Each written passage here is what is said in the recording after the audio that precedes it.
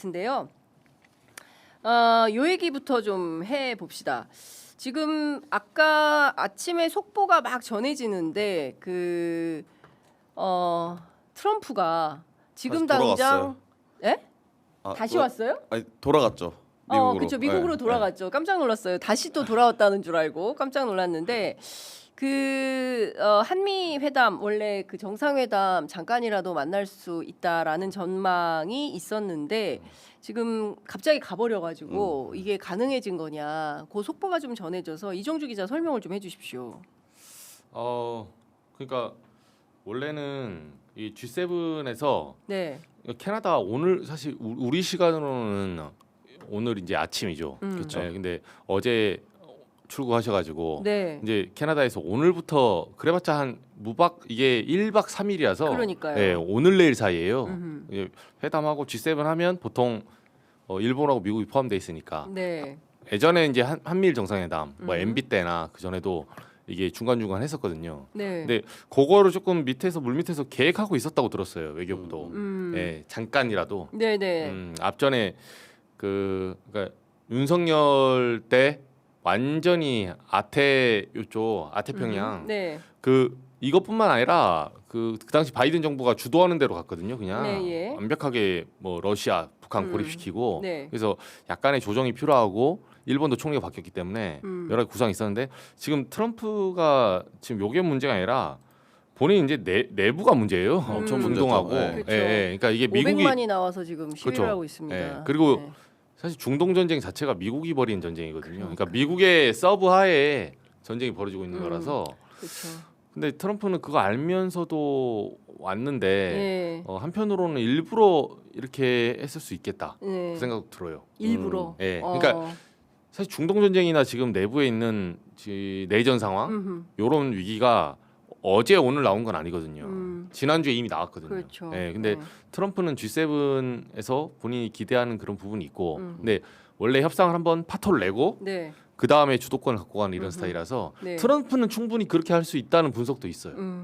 그러니까요. 저는 근데 그렇게 생각이 좀 들더라고요. 이번에 사실은 미국이 사실 어떻게 보면 혼나러 가는 그 정상회의였거든요. G7이. 왜냐하면 캐나다도 그렇고 뭐 일본도 심지어 그렇고 미국이 굉장히 적대적인 입장을 계속 보여왔어요. 왜냐하면 이번에 관세 관세 협상. 때문에 그렇죠. 관세 협상이 굉장히 큰 일이기 네. 때문에 그래서 사실 캐나다도 한국을 초청을 한 거잖아요. 이렇게 한국 상황을 알면서도. 네.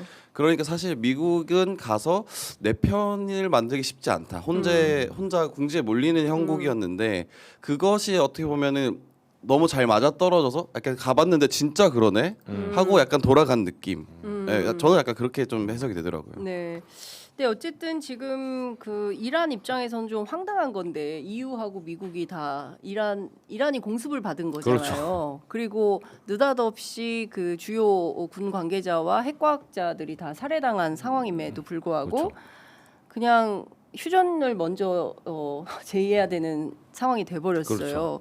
근데 모르겠습니다. 어쨌든 갑자기 뭐 트럼프가 오늘 아침에 좀 속보로 전해진 바에 따르면 당장 다 테헤란을 떠나라 소개해라 이제 이런 요구를 해서 이게 뭐 2차 뭐가 있는 거 아니야라는 분위기와 공포 이러다가 3차 대전 나는 거 아니야라는 이제 분위기가 생기고 있는데 뭐 그렇게까지 확전될 리는 없다라고 생각을 좀 해보면서 국내 이슈로 돌아오겠습니다. 어쨌든 그 1박 3일 일정으로 굉장히 이제 스피디하게 여러 다자회담 가운데 양자회담을 해야 되는 첫 번째 외교 무대에서 일단은 만난 호주 정상도 만나고 남아공 대통령도 만나고 뭐 이렇게 쭉쭉 만나고는 있는 것 같은데 가장 중요한 한미 회담이 만약에 불발이 된다면 이거는 조금 어떻게 봐야 될지 모르겠습니다. 어쨌든 근데 뭐 중동 사실 정세가 그럴 것 워낙 같아요. 위중해서 네, 어쨌든 취임한 지 11일 만에 가신 거고. 네. 그렇기 때문에 인수위도 없이 갔기 때문에 이것이 사실 가는 것 자체가 리스크였거든요. 그러니까 대통령 입장에서는 준비가 당연히 미진할 수밖에 없는 상황에서 간 거고 네. 그 상황에서 어떤 회담까지 이끌어내야 되는 상황이 네. 된다면 그건 좀 사실 쉽지 않은 일인데 네. 간 것 자체의 의미를 좀 둬야 된다라는 생각이 좀 들고 그리고 간 것도 어떻게 보면은 대통령께서 본인을 좀 희생하는 느낌이 강하다. 왜냐하면 실수할 수도 있는데 이렇게 네. 준비 안 된 상황에서 가는 게 쉽지 않은 일이거든요. 그래서 코리아 이즈 백. 약간 그쵸. 코리아가 정상화됐다라는 것을 알리는 그런 의미로 받아들이면 좋을 것 같다라는 생각합니다. 근데 워낙 지금 중동 정세가 위중하고 미국 내부가 아주 들끓고 있고 미국도 지금 한국처럼 탄핵해야 된다. 그리고 뭐 태극기가 막 나오고 이러고 있지 않습니까? 실제로 어쨌든. 그 피켓이 한국 피켓이 많이 나오고 있죠. 예, 저도 그러니까요. 그 사진을 봤는데 커뮤니티에서 예. 그 김건희 탄핵하라 뭐 그런 피켓도 나오고 김건희를 왜 거기 가서 탄핵을? 그러니까 김건희 탄핵 주체가 재밌더라고요. 아닌데. 네. 여하튼 그렇습니다.